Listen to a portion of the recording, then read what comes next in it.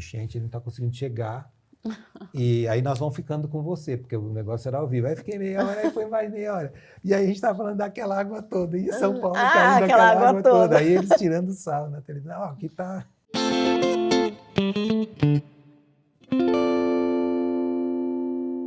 Oi, gente. Aqui é a Vanessa, do Lá Fora. Hoje eu tô com a Marielle. Oiê. E com um convidado muito, muito especial. Vocês vão ter um episódio super especial, porque nós estamos com o João Anzanello Carrascosa. Graças. O João é escritor, ele é formado pela Escola de Comunicação e Artes da USP e é considerado uma das grandes revelações da ficção brasileira. É um contista, o papa dos microcontos e também tem alguns romances, né, João? Sim. Ganhador de vários prêmios, inclusive o Prêmio Jabuti.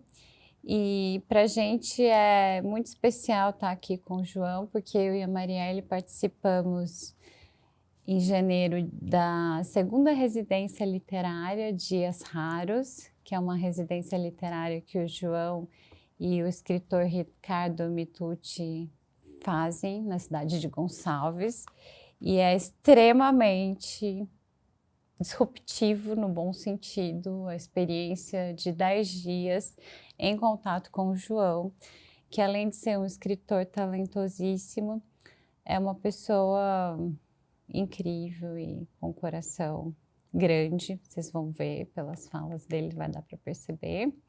E eu recomendo a leitura das obras dele, especialmente Inventário do Azul, um livro que eu achei muito tocante. Enfim, a gente vai poder falar mais disso também durante o episódio. Estávamos aqui nos aquecendo para essa conversa, já falando um pouco sobre o papel da literatura. Conversamos um pouquinho sobre a história da literatura e eu acho que resgatar essa questão de como surgiu a literatura, o romance, rapidamente, para a gente pensar no que é a literatura hoje, seria interessante, né? O que vocês acham? João, primeiro eu queria agradecer o convite, né, de você estar aqui com a gente hoje. E para quem nos ouve, a gente é um podcast de psicanálise e a gente fala muito, né, Van, em muitos episódios de livro, de literatura, ou de cinema, ou de peça de teatro, de série, enfim. A psicanálise tem muito a ver com a arte. Freud dizia que os artistas sempre vão antes, ou melhor, as antenas da humanidade. Lá onde depois o psicanalista vai tentar descrever. Então a gente está aqui hoje, João, com um escritor como você, é uma honra, porque a gente sempre fala no lugar ali de ouvinte, de leitora, agora a gente está aqui sentado para conversar com o escritor mesmo. Um prazer tê-lo aqui com a gente. O escritor de verdade. De verdade. Que é isso? Porque existe escritor de verdade? Não, é um escritor que, de certa maneira, se dedica à vida para a arte da palavra. Acho que é isso. Eu vejo que muitos amigos colocam a atividade como algo profissional. Uhum. Eu gostaria de também assim o ser, mas profissionalmente eu atuo na universidade, sou um professor universitário da área de comunicação, não sou nem da literatura, porque existem escritores que fizeram letras, são críticos literários, tem todo um conhecimento, né, dessa área. O conhecimento que eu tenho é a partir do que eu faço, da escrita, que aí você vai observando também os demais, tal. Mas eu não vivo da literatura no sentido estrito. Olha, o tempo todo eu faço unicamente literatura, mas é a grande paixão. Eu não estaria nessa vida se eu não escrevesse. Não, como digo, ninguém me obrigou a fazê-lo. Uhum. É uma paixão. E a paixão você exerce. E uma necessidade. Digamos que a paixão ela tem uma força de exigir de você. É uma entrega. De certa maneira, ela te leva, né, a você querer, e talvez seja até um querer que você precise, não sei. De todo modo, é algo que me impulsiona, me impele a fazer. E eu fico muito contente de estar com vocês, que a gente já esteve junto, né, nessa residência literária Dias Raros, porque no geral, eu estou falando de comunicação e publicidade, de mídia, de consumo midiático. E estamos aqui num podcast, o que um tem tudo podcast, a ver com isso. exatamente, vamos dizer, um formato que a gente tem de possibilidade de diálogo em um certo espaço estrito, mas que depois segue para uma mídia de massa, ele pode ser compartilhado. Então é isso, é muito gostoso poder falar de literatura, porque, na verdade, como atividade da escrita mesmo, literária no meu caso, eu não, quase que não falo com as pessoas. Né? Você é um sujeito que fica lá, faz o seu texto, e, claro, quando você vai num evento falar, debater sobre algum tema, você vai numa festa literária, você lança um livro que tem que explicar sobre o processo criativo dele, ou você vai discutir algum assunto estritamente literário, claro, você vai falar, mas, no geral, eu não estou no ambiente literário. Eu não vivo essa atmosfera que eu conheço muitos professores que são da área de letras, que são da crítica literária, que são estudiosos da literatura infantil ou infanto-juvenil, são especializados em estudar prosa longa, que é o caso do romance. Então, muito legal estar com vocês, estou muito feliz.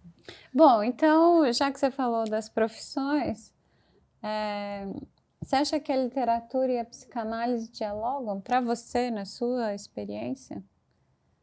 Você acha que os conhecimentos da psicanálise... Eu acho que elas estão totalmente entrelaçados. Não só os saberes, mas eu acho que os elementos que ambas mobilizam em relação a olhar o homem, olhar o ser. Vocês estudam de uma forma científica, nós fazemos de uma forma artística. Só que arte e ciência, em rigor, elas são vasos comunicantes, elas não estão distantes. Você pode, a partir de, como o próprio Freud vai estudar a mitologia grega, os mitos, né? O mito de Édipo, o mito de Electra, vai estudar uma série de situações que aconteceram ali. Ou seja, a partir da literatura, você também, na literatura, você está trabalhando com o seu eu, você está trabalhando com as suas sombras, está trabalhando com os seus complexos, está trabalhando com as suas dificuldades de relacionamento. E quando você escreve uma história, queira ou não queira, conscientemente ou não, aquilo sai, né? Que eu acho que uma das grandes maravilhas, né? Que eu não sou especialista, vocês que são, né? Da psicanálise, é se dizer que há o inconsciente. O inconsciente existe, que antes quase todos, né, vão estudar a partir dali. Mais posso divergir desse ponto de partida de Freud, não da inconsciente. Porque o inconsciente, a gente começa a descobrir que o homem tem algo que ele não consegue capturar e que está ali em latência, mas existe como uma vida que está ali em ebulição. E uma hora ela pode sair. Na arte, por mais das vezes a gente faz esse negócio subir, ou ele vem e você tangibiliza numa história algo que já está ali. Digamos que você não tem acesso a partir da consciência que você tem instantânea, mas você consegue puxar, você mobiliza aquilo. Ou ela te exige uma retirada, que você vá lá e, como se fosse o seu baú, você procure naquele mundo que está em movimento, que não é único, ele está o tempo todo em operação, né, mudando, em curso, não é algo fixo, está ali como o próprio tempo que vai ajustando. Então eu vejo que estão ali. Na área de comunicação, eu gosto de estudar a comunicação por meio da literatura, por meio da arte. E a comunicação, da maneira que eu estudo como academia, você tem que escrever sobre os fenômenos comunicacionais, você tem teoria de comunicação, teoria de antropologia, de psicologia, de sociologia. Para você entender o que acontece numa mídia, você precisa armar e colocar ali esses vários saberes, né? Que eles são lentes distintas para você entender coisas que estão acontecendo na sociedade, ou com o indivíduo, por meio da exposição, a expressão dele, a partir de um veículo, de um meio de comunicação, a partir de uma rede social, seja do que for que se torna público. Né? Comunicação é comunicar, tornar comum alguma coisa sua para os demais. E que é uma comunicação potencializada pelos meios. Os meios de imprensa, os meios abertos, né? de eletrônicos, enfim.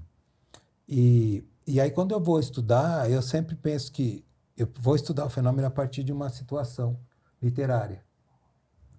Então, por exemplo, se diz que, para você falar do consumo de materialidades, que pode ser o consumo também de filmes, consumo de livros, por exemplo, consumo de materialidades, você precisa estudar determinados campos do saber. Eu falo, eu consigo ver isso por meio da literatura. Ah, como? Ah, você conhece o livro Vidas Secas, do Graciliano Ramos? Eu falo, nossa, sim, mas aquilo se passa no Nordeste, numa região muito árida. O que tem de consumo ali, de materialidade?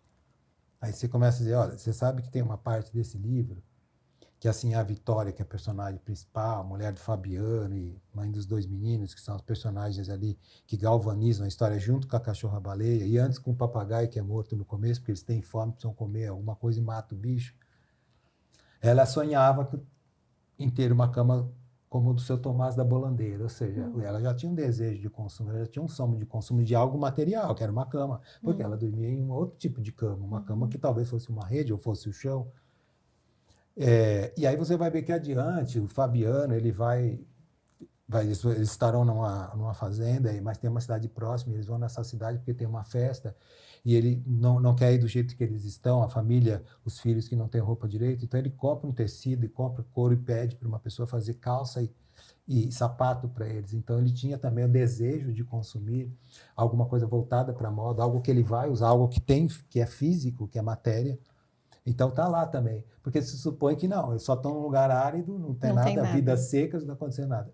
E o momento mais fundamental, por exemplo, entre outros que estão nesse livro, que eu consigo ver, é a morte da cachorra-baleia. Ninguém esquece esse momento. Esse é maravilhoso, né? Essa parte desse livro. É muito lindo. Porque ela mesmo, como se estivesse narrando em discurso indireto livre, ela está pensando, por que o Fabiano está aqui? Por que ele está com essa arma? Por que ele teve um estrondo e eu estou sentindo uma dor no meu corpo? Tal. Ou seja, ela é humanizada, né, pelo autor.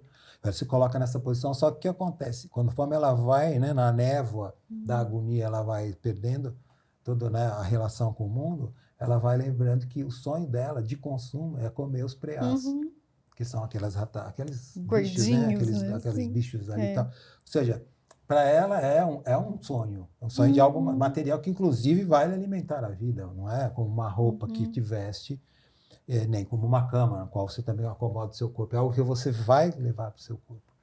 E aí eu vou estudar a comunicação de outras maneiras, vou pegar outros romances, outros contos, que eu consigo ver maneiras pelas quais a literatura soube entender o que é o consumo, que não é só consumo de bens, consumo de objetos, consumo de coisas. Ele é um consumo também de subjetividade, ele é um consumo de fílmico, ele é um consumo de sentimentos, ele é um consumo de teorias. Conforme você faz uma leitura de um livro, que seja, por exemplo, um livro de sociologia, você está consumindo a teoria que está colocada ali. Né? Alguém escreveu, produziu aquilo e você... Então, a recepção de uma obra artística ou de qualquer material que você captura pelos seus sentidos é considerado consumo como algo moderno, um fenômeno sociocultural que também ele cria pertencimento, ele objetiva você ter um código de escolhas, um código de ética, um código social. Né? Você vê, por exemplo, o sujeito gosta de tal tipo de música. Quando ele gosta, aí ele vai criando a tribo dele, né? Ele vai ficando por aí. Então, ele cria uma espécie de pertencimento. O sujeito gosta de futebol, vai junto com os outros no campo. Coisa tal. Então, aquele consumo de jogos, de partidas, de universo do futebol, de falar disso, de falar daquilo, vai também sendo uma forma de o sujeito se colocar junto com um pequeno grupo, se colocar aceito ou não, né? Se colocar visível. E tem também, você pode estudar por meio da literatura, invisibilidade. Você tem, por exemplo, livros nos quais não aparecem determinados seres sociais. Claro, um escritor pode fazer os seus enquadramentos, mas se você for pegar, por exemplo, a literatura de uma certa sociedade durante um certo tempo, você fala, mas por que o assunto, por exemplo, dos gays não apareciam durante essas décadas nos livros? Nunca, por que essa pessoa nunca da estava eugenia presente. não aparecia? Por que não aparecia assunto de violência contra a mulher? Por que não... Ele representa um determinado instante do tempo, tal. Então, a literatura também nos serve para a gente fazer estudos que são individuais, mas eles também são de índole coletiva, eu suponho.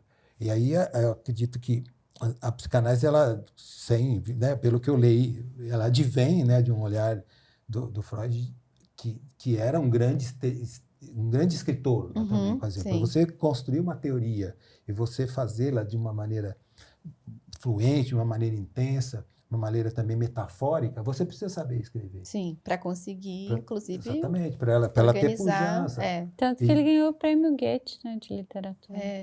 Então, e advém daí ter sido um leitor, ter sido um sujeito de muito conhecimento da literatura, muito conhecimento da arte mitológica, que vamos dizer, é considerada a primeira história, né? O mito de fundação, o mito de nascimento do universo, é considerada a história fundadora, né?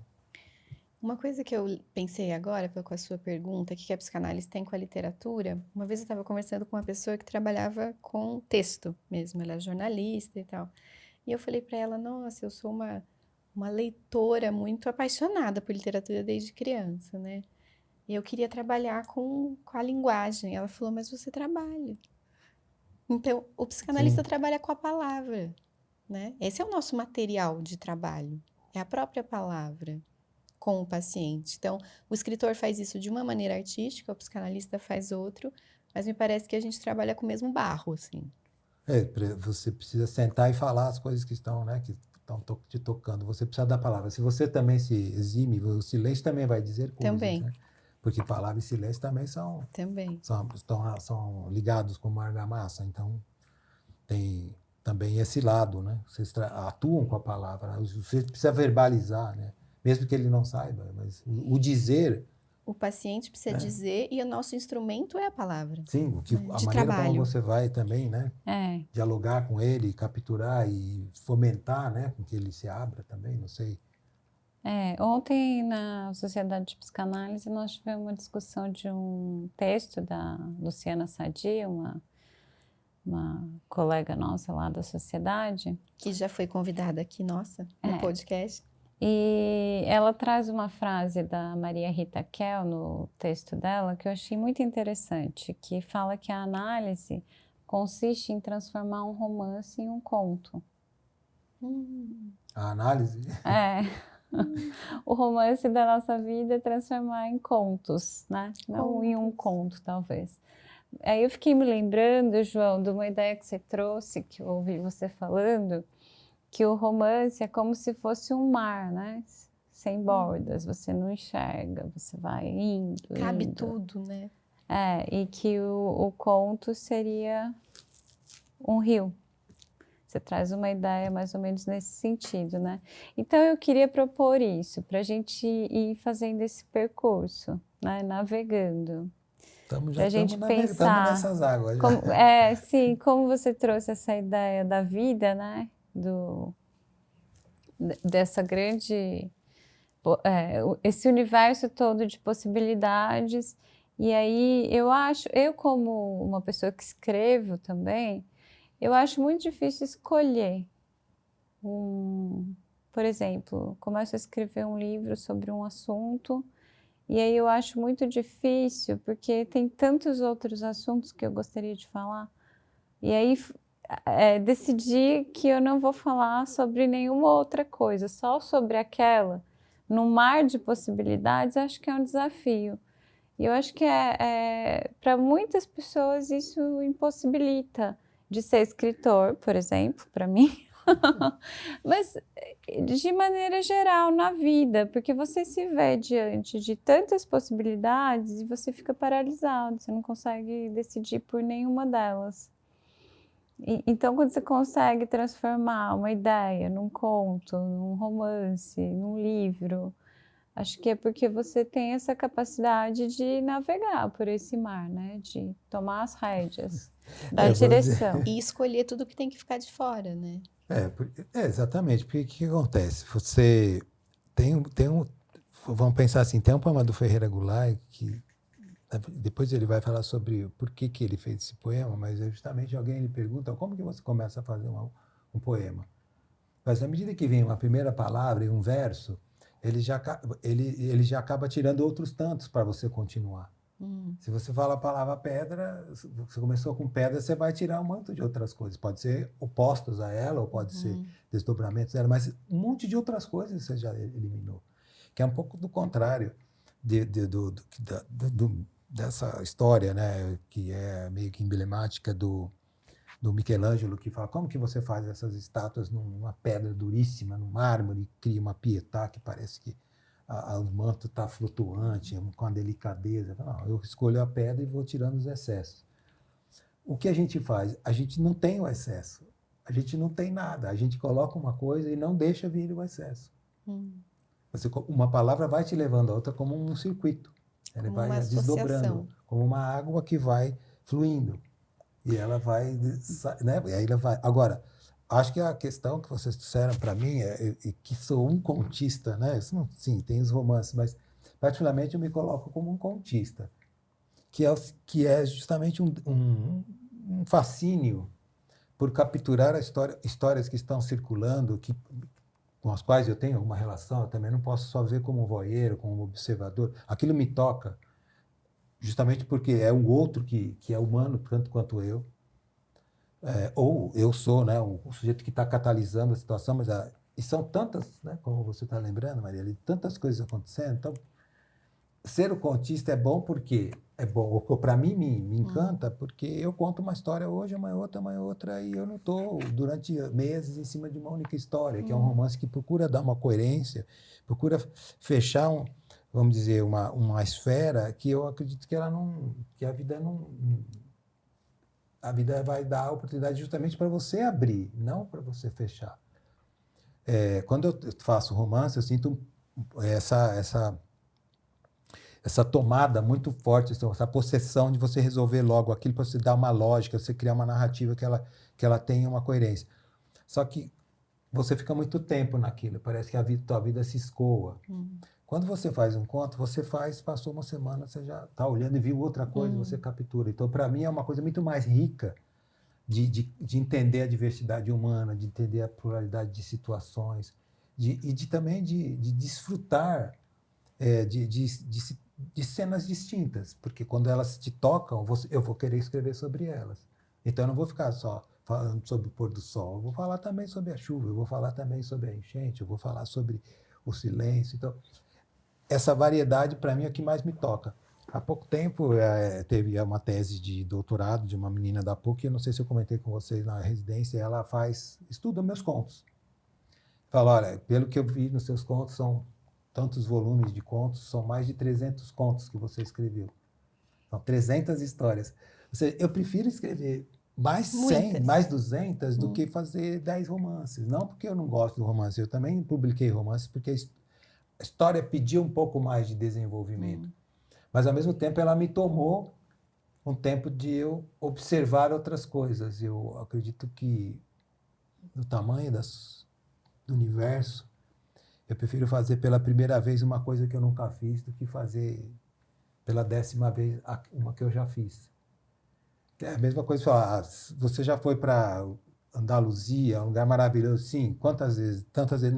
Quer ir agora? Não, eu quero ir para um outro lugar. Porque o que enriquece é você também sair do único tom, ainda que ele seja maravilhoso. É você conhecer outros tons, é você notar quanto que você tem do diverso, né? Porque o diverso que compõe o universo. Quer dizer, o universo é composto pelo diverso, pelo aquilo que é múltiplo, né? Então, pela sua resposta, eu acho que você sofre também com essa coisa de ter que escolher e ficar num caminho por um tempo, né? Mas como eu sei que o João já fez o caminho de Santiago de Compostela 2 vezes. Sim, é verdade. Esse você foi 2 vezes. Esse eu fiz. Não, mas escrever toda um romance experiência seria diferente. Escrever um romance é tipo o caminho? É um grande desafio. Agora, o que acontece com romance, né? Ou com qualquer livro de contos que você vai fazer? Ou como um professor de comunicação que também está fazendo pesquisa, como eu estava falando para vocês anteriormente. Uma nova pesquisa que você vai fazer, um novo romance que você vai escrever, por mais experiência que você tenha tido anteriormente, ele é um novo. Não é a mesma coisa. Você nunca fez. É a primeira vez que você escreve sobre aquilo. Ou você escreve aquilo. Você Mas pode ter escrito um caminho que você desconhece. Exatamente, é um desconhecido. Você vai enfrentar, você vai querer fazer. No caso do Caminho de Santiago, eu fiz uma vez sozinho e depois 10 anos depois eu fiz com meu filho.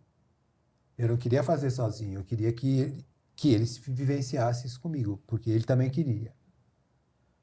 Então, mesmo que eu tivesse feito sozinho, já seria diferente, obviamente. Mas, como é uma coisa de grande empenho, não dá para você fazer toda hora. Uma vez, tem coisas que uma vez só já tá bom, né? Embora a gente está falando que o bom é você fazer o diverso, né? Agora, pensando no que eu conheci de você lá na residência e no que eu conheço da sua obra, a sensação que eu tenho é que você é muito otimista no sentido de acreditar no ser humano, acreditar numa possibilidade, assim. E, ao mesmo tempo, você fala muito de perda, de luto, né? De dor. De morte. De né, morte. Mas são realidades ali. Aí eu trouxe só um trechinho, só bem pequenininho do Caderno de um Ausente, Sim.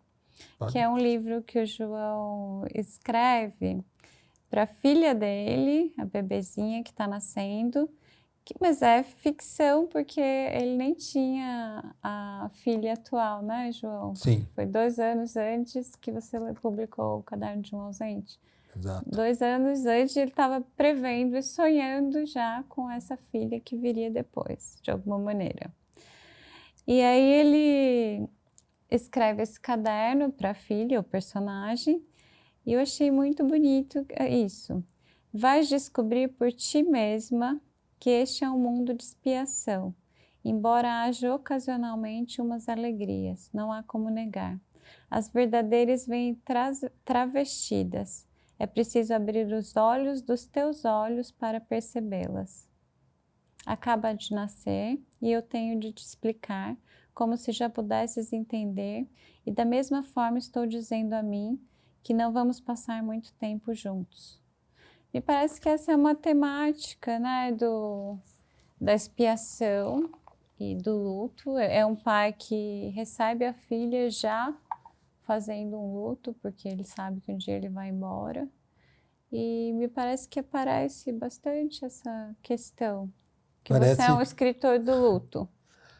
Eu acho que talvez justamente por ser da vida, por ser muito apaixonado pela vida, por sentir que essa aventura, ainda que possa ser em boa parte, né, como está aí esse narrador de expiação, ela também, o que ela te oferece de ganho, ainda que quando você vive dia a dia você a está perdendo, o que ela oferece de ganho é algo que só vivendo você pode conhecer, você pode, né, conseguir entender a grandeza.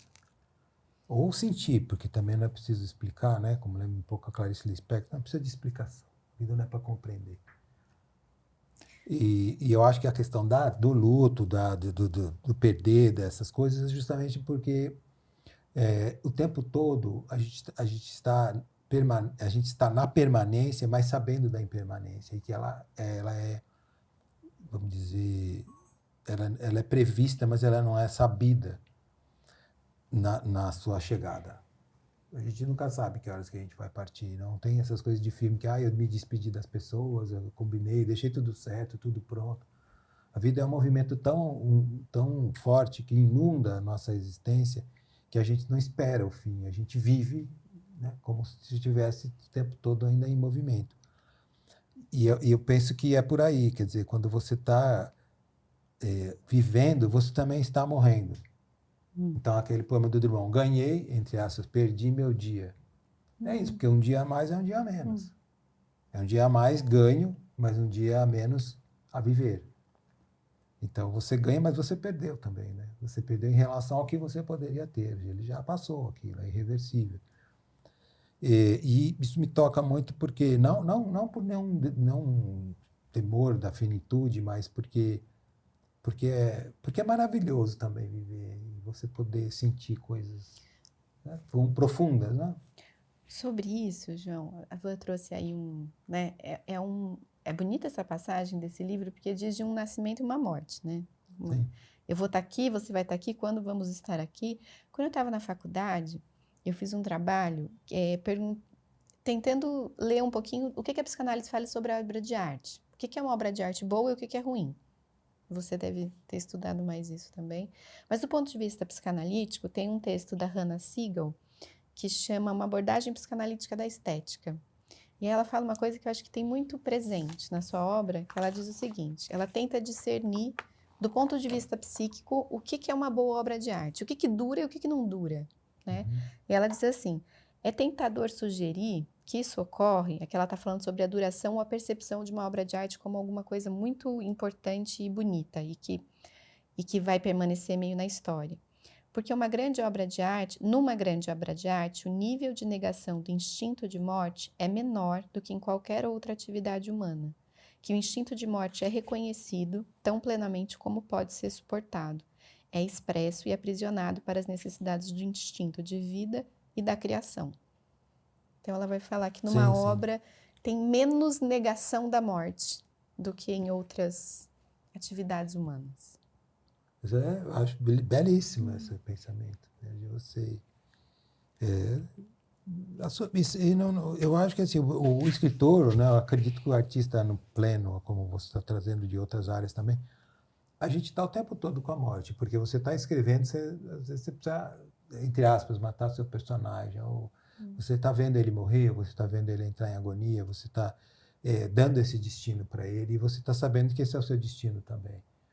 E você não está longe disso, porque você está criando. É diferente você assistir um filme que alguém morre, você está fazendo. Há uma visceralidade no fazer, de entender, de você aceitar, né? O fim, que o fim existe. Você está do lado de quem está, inclusive, escrevendo o fim. Exato. E pensa assim, quer dizer, o fim em si, como outro modelo irmão, a morte não existe para os mortos.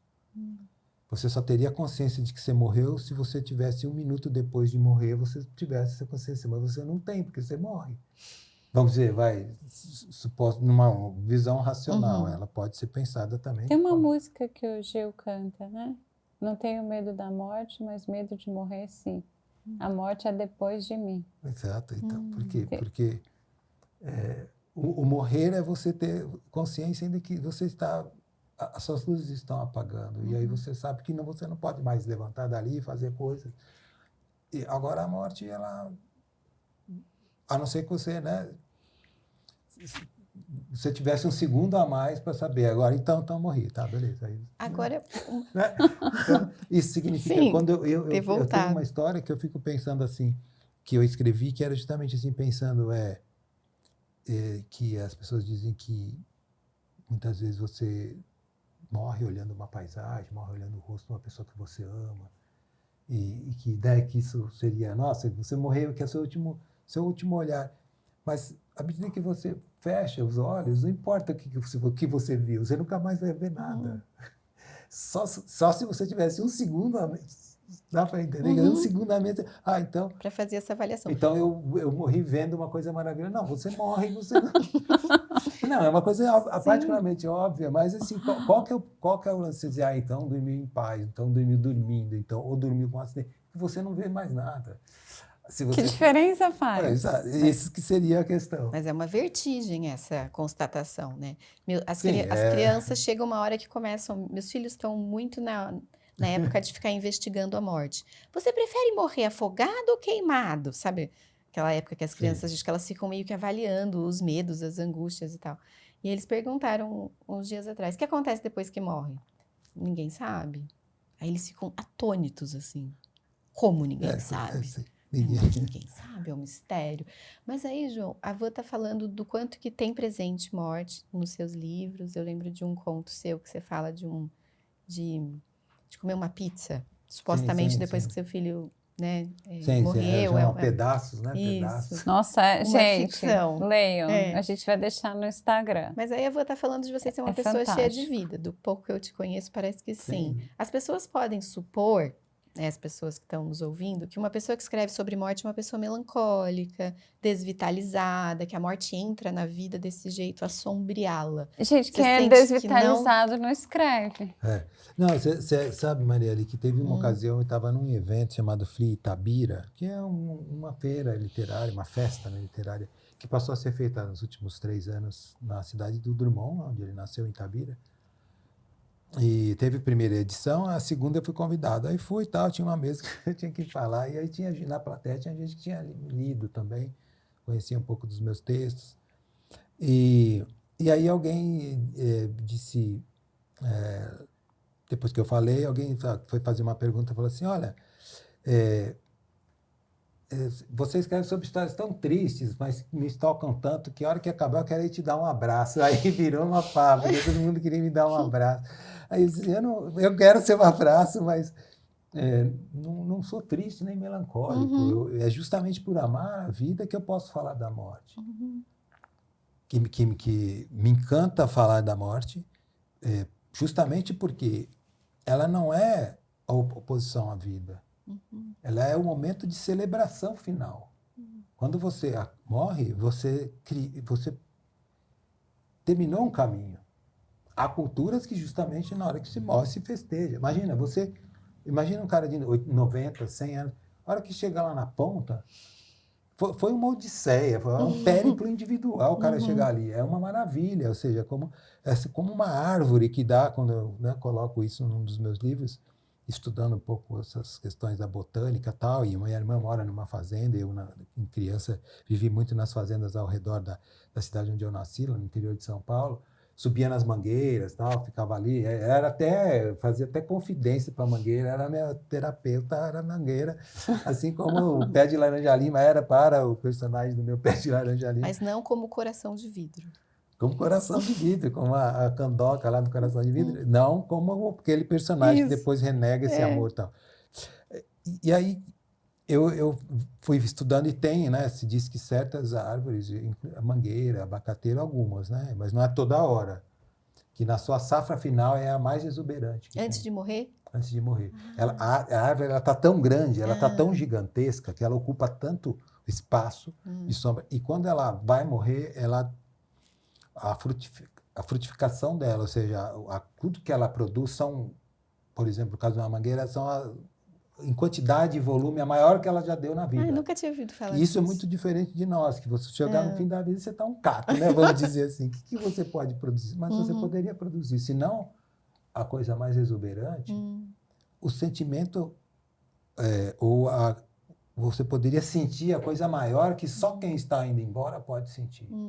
Só quem está no fim da praia pode ver que o mar, mesmo sem ter margens, há momentos que ele precisa estacionar em algum lugar. Eu acho isso fantástico. Então, pode me dar uns abraços, mas eu falo da vida. Agora, a gente vai lançar um livro, que chama Flor de Pedra. É um livro muito diferente de tudo que eu escrevi. Mas eu estou lá, por quê? Porque as pessoas que conhecem minha obra, elas vão ficar meio, a princípio,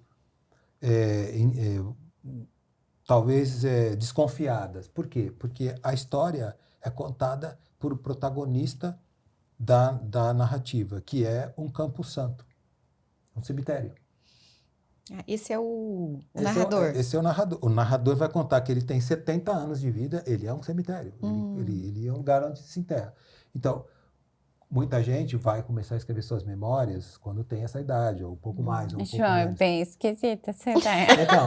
É muito esquisito. Agora, o que acontece? Você vai encontrar um personagem que ele é uma pena de galhofa igual o Memórias Póstumas de Brás Cubas. Porque o tempo todo ele está olhando, observando os seres humanos que vão chegar a ele. Ele é cínico? Ele não chega a ser cínico, mas ele é irônico, ele é irreverente, ele tem uma perspectiva de olhar as coisas com um padrão de filosofia, porque ele é um cemitério de cidade pequena e ele está ali simplesmente para receber as pessoas. Não acontece morte no cemitério. Não. Você já viu alguém morrer no cemitério? Não. Pode ser que aconteça, muito raramente. A morte acontece em qualquer lugar. Fora de lá. Exato. Agora, o que ele é? Ele é uma metáfora de cada um de nós. você não tem seus mortos dentro de você? Você não carrega os seus Ai, mortos? que lindo. Então, esse personagem, ele vai contar a história da cidade, de quem veio ali, o que ele viu nesses 70 anos, quem que criou ele. Vai contar a história. Uns caras estavam passando, indo para um outro lugar, de repente pararam ali porque tinha uma mulher doente, eles pararam, ficaram ali, foram levantando casas, cabanas, e de repente virou um vilarejo, e essa mulher morre dias depois.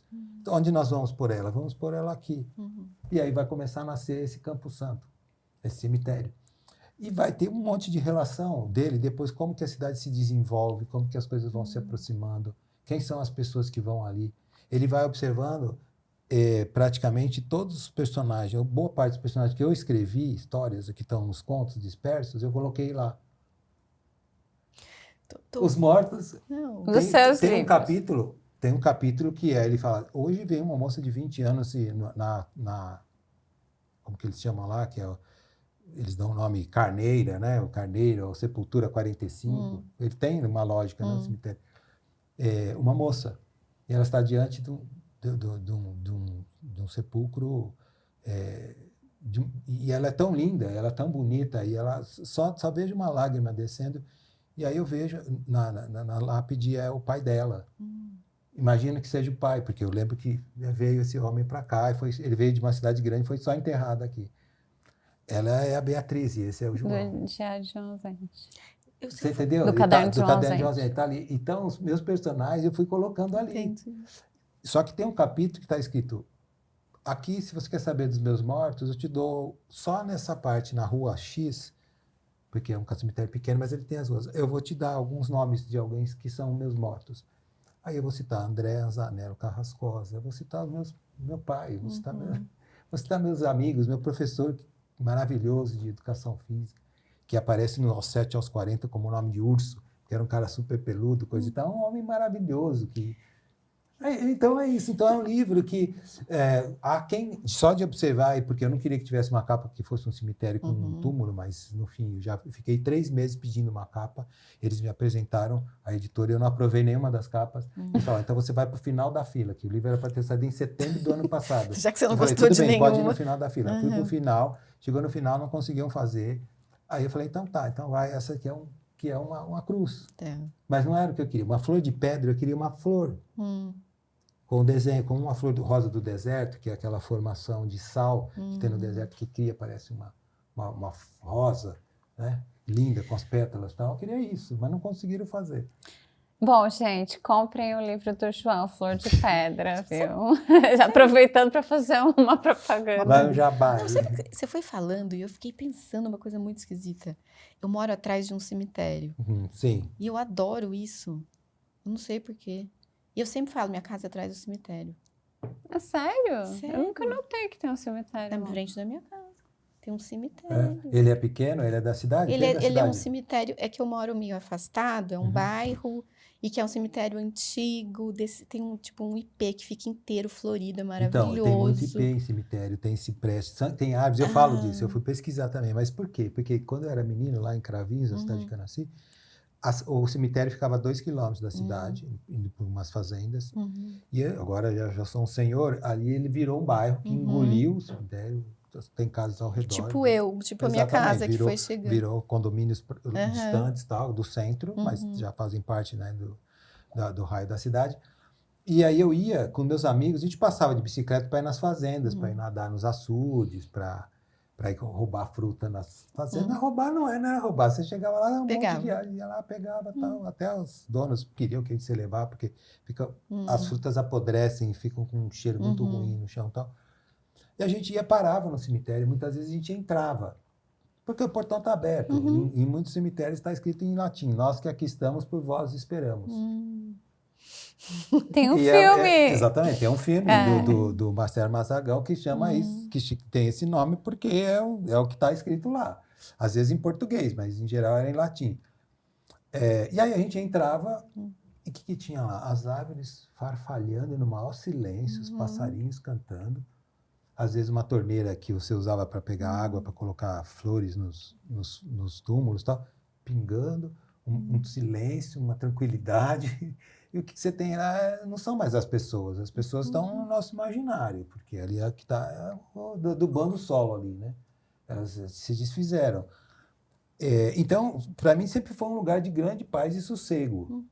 Há quem pode dizer, isso é mórbido, isso é necrofilia. Não, ninguém fez nada. Sentou lá e ficava conversando, não fazia nada. E houve uma ocasião que eu passei nesse cemitério, já era um pouco mais para lá de menino, que eu passei a noite, e todo mundo, né, fazia, assustava, no cemitério vai ter coisa, tá, vai ter os mortos. Os mortos não fazem mal para ninguém, né? Fantasma e tal. Mas eu passei, tinha um casal muito, vamos dizer, engalfinhado ali, no muro. E aí eu achei, e aí sabe o que me veio? Justamente a gente está falando de morte e de vida.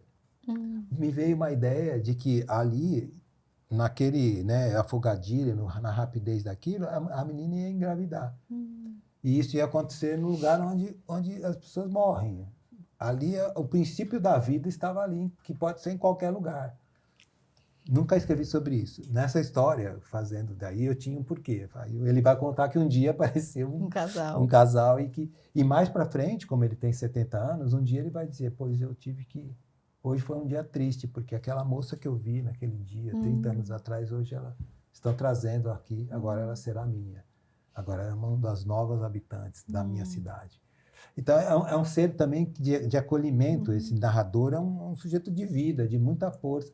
E tem um grande lance nessa história, não estou falando só porque faz parte, mas que é o seguinte, há uma virada nessa história. Que ele começa a contar a vida até agora, ou seja, eu tenho 70 anos, 75, 80, 90, como o caso da Fernanda Montenegro, ou de outros autores, que essa idade começam a escrever suas memórias, ou se contrata um ghostwriter que vai escrever sobre você, ou mesmo escritores, né, pintores, você tem aí escritores que escrevem a sua memória, como Gabriel Garcia Marques, o próprio Saramago, que escreve os Cadernos de Lanzarote, mas que passa a ser um pouco também de memória.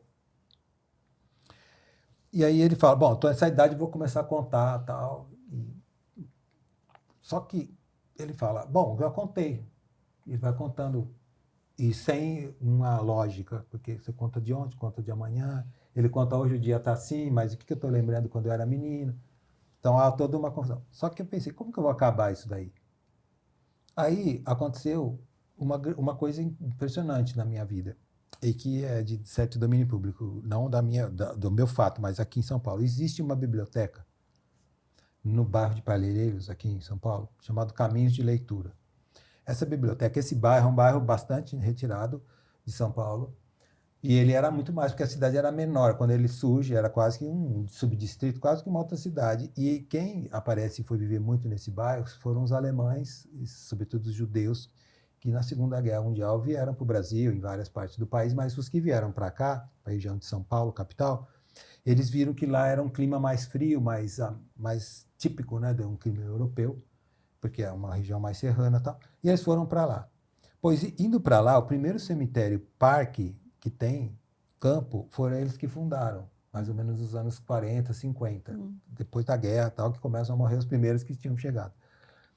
E esse cemitério, como igual o cemitério da minha cidade, cemitérios pequenos, eles no passado, como eles eram feitos fora da cidade, que era para você ter uma questão até de higienização, eles faziam distante, porque não tinha muito tecnologia para ir para o fundo, aí às vezes os ossos ficavam meio em covas rasas, os cachorros vinham, comiam, tal, apodrecia, vinha os urubus, tal, então começou a fazer cemitério fora da cidade. Hoje eles foram incorporados, né, pela correnteza urbana.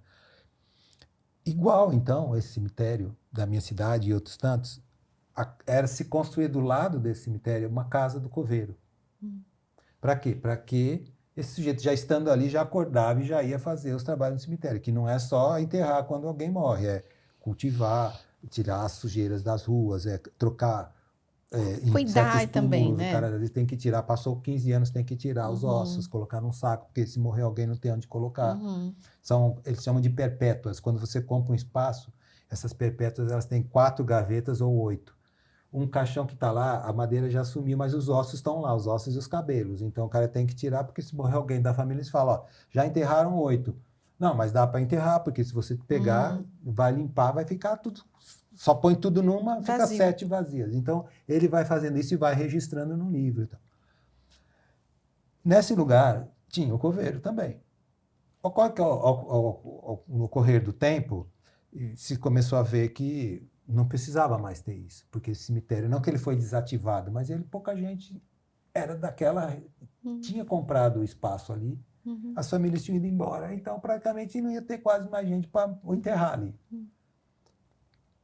Aí desativou-se a casa do coveiro, dizendo, olha, o coveiro vai morar em qualquer lugar, mas nessa casa a gente vai fazer só uma edícula com as ferramentas, os materiais que ele precisa, ele vem de manhã, compra o expediente, vai lá, abre e faz as coisas.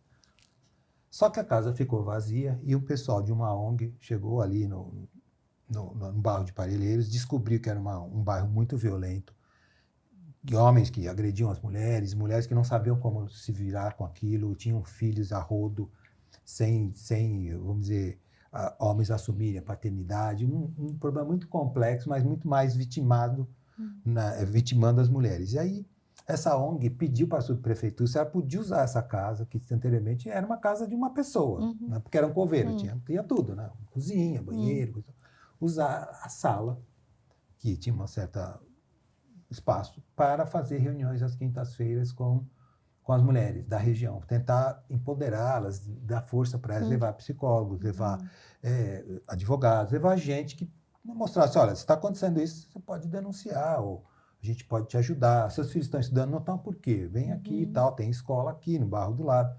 Enfim, fazer um trabalho muito bonito. E aí foram fazendo. No entanto, perceberam que ali o bairro também tinha muita criança, muito adolescente e tal, que estavam indo para outros caminhos. Falaram, mas como que a gente poderia puxar essa gente para cá? Alguém teve a ideia de fazer uma biblioteca. E aí eles falaram, pô, mas que a casa está só anexa ao cemitério, ela não está dentro dos túmulos, que não tem nem túmulo. Como é o cemitério parque, ele não tem... Sim, é só um gramado. Exatamente, é um gramado só com placa. Não tem, né, as esculturas, não tem sepulcro, não tem túmulos, né, de mármore, etc. Começaram a fazer uma biblioteca. Foram recebendo doações, dinheiro daqui, gente que mora, que vai dando, então fizeram a biblioteca. Essa biblioteca começou a formar gente. Os jovens começaram a ir lá e eles mesmos viraram os bibliotecários, mediadores de leitura, começaram a ter formação, porque foram lá levar a gente para ensinar. Uma dessas pessoas é a Bel Santos Maier, que está no meu convite, que ela foi uma das coordenadoras dessa biblioteca. Nós nos encontramos uma vez, eu fui a um evento, nós fomos convidados a um evento na Cidade do México, falar sobre literatura infantil, como eu tenho muitos livros, né, para esse público. E aí, o que acontece? Chegou lá, eu encontrei com ela, mas eu não a conhecia. E ela ia falar no mesmo evento. Aí tá, a Bel estava conhecendo, eu falei, que dá ela, o que você vai apresentar? Vou apresentar o projeto que existe, que é a Biblioteca Caminhos de Leitura. Eu falei, mas existe uma biblioteca? Não dá. Aí ela me explicou. Eu já estava fascinado por cemitério, né? Já era, né? Aí eu fiquei tal, falei com ela se um dia ela podia me levar. Ela falou, não, vou te levar. Aí nós voltamos para o Brasil, passaram alguns 2, 3 meses. Aí ele falou, nós vamos te levar.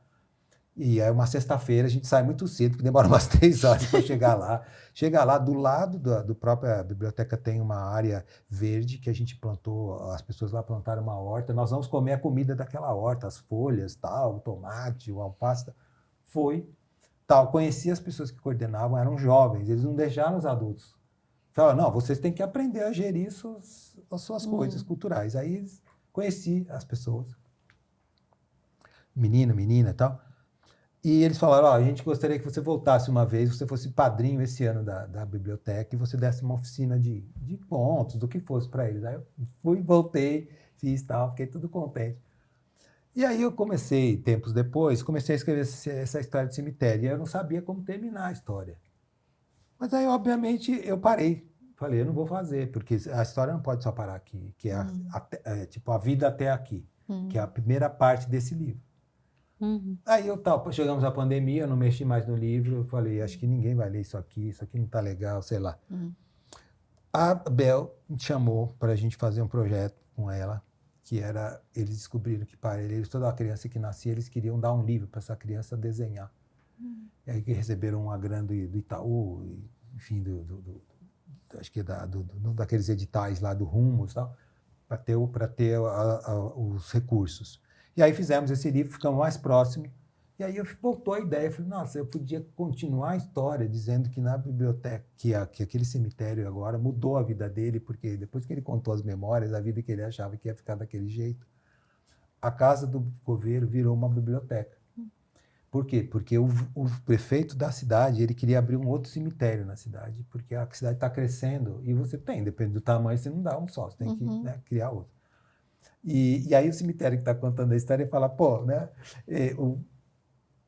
o prefeito acha que ele vai fazer concorrência para mim. Não, é mais um irmão que eu vou ter, porque nós somos terra, debaixo da terra a gente se intercomunica.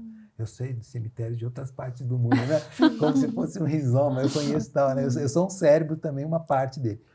E aí o cara vai fazer e surge um vereador, porque aí fica um jogo, né? Um vereador que vem a São Paulo e ele fica sabendo que tem a Biblioteca Caminhos de Leitura. E eu coloco isso no livro. Eu falo, ó, o cara se inspirou que existe uma biblioteca de Parelheiros, que era a Casa do Coveiro.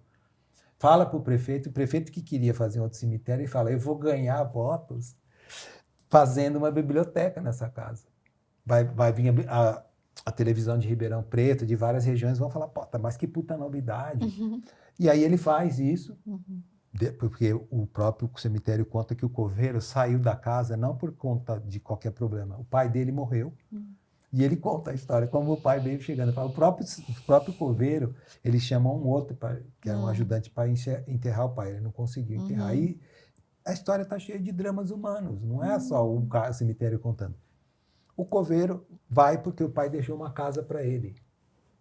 E uma casa, ele vai morar na casa. Ele fala, não vou ficar mais aqui no cemitério. A casa do meu pai era super confortável, por que eu vou ficar aqui? Só que ele tem uma mulher. E aí ele vai com a mulher para lá. Depois vai ter uma história que tem uma mulher combinando com um cara um encontro noturno.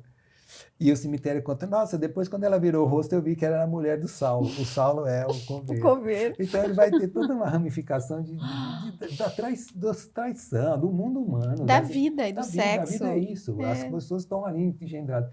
E ele não julga nada. Ele olha e fala, nossa, olha que legal, tá, o cara vai fazer isso. Tá. Uma libidinizada na morte. Ele vai libidinando o que tiver ali, ele vai. E tem um capítulo do Memórias Póstumas de Brás Cubas, que o Machado vai contando as coisas que aconteceu com ele. Tem um capítulo chamado Primeiro Beijo. E aí na minha história tem o primeiro beijo. Aí você faz, para o cemitério, vejo ok. Não, ele viu alguém se beijar lá. E eu faço uma intertextualidade, enfim, diálogo com vários livros da nossa literatura.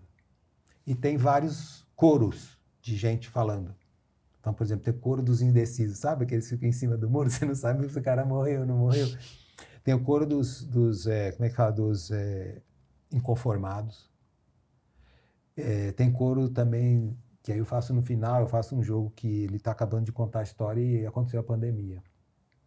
Tem o coro como é que fala lá? Não, eu não falo bolsonarista, mas é o coro dos alguma coisa. O coro de alguma coisa. E aí no meio os coros são várias vozes falando, não, é só uma gripezinha, coisa. E esses coros são das pessoas que morreram. Eles falam, mas ela acabou, essa gripezinha acabou matando a gente. Então, vai criando várias vozes. E eu queria fazer um livro que você abria assim, ó, igual um fragmento de um cemitério, que você não sabe para que rua você vai. E ofereci para um monte de editores, mas vai ficar uma fortuna fazer um livro assim, então vamos fazer um livro convencional, vai fazer como vocês estavam lembrando do sonho, né, do Freud, coisa e tal, do artista que está lá para diante, que viabiliza a coisa. Eu estou vendo uma coisa que as editoras não querem fazer porque custa caro. Tem que fazer uma instalação, João. Exato. Então, a ideia era fazer, como eu não sou da arte, muito de artes plásticas, desses movimentos, mas eu queria um livro que tivesse, você entrasse e você fosse abrindo do jeito que você quisesse, igual você entra num cemitério. Existem portões de entrada, de fundo, mas depois você vai entrando, vai indo pelas ruas procurando, né? Mas que bonito isso do cemitério que vira biblioteca. Então, aí ele vira biblioteca e a segunda parte do livro, ele começa um movimento nele que não tinha. Então, isso reavivou a vida dele. Ele fala assim, então, a vida até agora, ele contando, tal, dos 70 anos, aí a vida daqui para frente.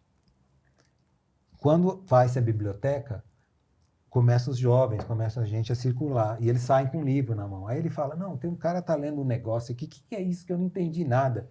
É uma página do Fear the Wake, que é do James Joyce, cheio de neologismo, que ninguém consegue traduzir isso daí.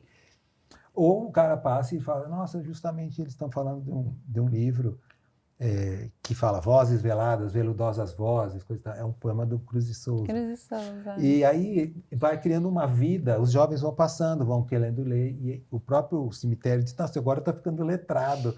Tem uma inauguração, que é por uma banda, uma Furiosa, que vai tocar para fazer a inauguração com o prefeito, para ganhar a situação ali. E começa a aparecer gente que vai na biblioteca, não só para pegar livro, mas para consultar obras de referência, para fazer lição. Então, tem um dia que vai um menino e quem é bibliotecária? É uma mulher, uma professora aposentada, que adora literatura, e ela vai lá ela vai trabalhar ali. Então, ela não é vista, porque ela fica lá tal. Só que aí o cemitério vai contando que ele começa a gostar dela, porque as pessoas vão tal, e perguntam, não sabe, e ela fala, vem um menino e pergunta, o que é metáfora? Ela vai lá, pega um monte de livros, coloca em cima da mesa, ensina para ele o que é metáfora. E aí o cemitério começa a fazer metáforas também. E a minha flor de pedra, ele fala, agora eu vou me conceituar, eu sou uma flor. Só que eu sou de pedra. Sou uma flor porque eu sinto as coisas. Eu sou como pétala, eu vejo o mundo, eu vejo a dor dessas pessoas, eu vejo a tristeza, eu vejo a alegria. Então, só que minha composição é de pedra. Muito lindo. Então vai ser por aí, né? Bom, para você que está nos ouvindo só no áudio, vale a pena ver o vídeo, porque é tão gostoso ouvir você contando a história, João, que a gente ficou muito assim, o cemitério falando. Aí eu fiquei pensando, a gente estava falando sobre o quanto que tem de morte, né, na sua obra. A Hannah Siegel, que é essa psicanalista, fala que a grande obra de arte nega o menos possível a morte. E aí você começou a contar desse último livro que vai ser lançado agora, Flor de Pedra, que é como narrador o cemitério. E aí eu queria te perguntar, você acha que esse tema da morte te surgiu em algum momento da vida? Mais recentemente, ou isso sempre esteve com você? Porque você estava falando das pessoas que começam a escrever as memórias. Sim. E a minha sensação, eu acabei de fazer 40, faz pouco tempo, a minha sensação é que com 40 anos você se dá conta de algum nível, talvez com 50, 60, 70 vai mais, mas eu tenho a impressão que a negação da morte antes, ela é mais potente e que agora é menos. Queria te ouvir isso. Sim. Eu acho que aos 40 já dá uma mudada, né? Tanto que eu escrevi chamar aos 7 e aos 40, que é o mesmo personagem criança, né? Nos primeiros momentos, e aos 40, quando espécie de... Ele já construiu uma vida, ele já passou por uma série de coisas. Claro que ele deseja estar mais adiante, mas é uma idade extremamente marcante. Eu acho que sim, que aconteceu uma coisa na minha vida e isso me pautou. Talvez eu nem fosse escritor se isso não tivesse acontecido. Durante toda a minha infância e até os 13, 14 anos, eu tive uma pessoa que eu amei muito, que era meu pai. Claro, eu amava as outras pessoas também, mas eu tinha uma ligação muito forte. Apesar de eu ter 6 filhos, eu era o mais quieto e talvez aquele que mais tivesse uma aproximação com ele. Por quê?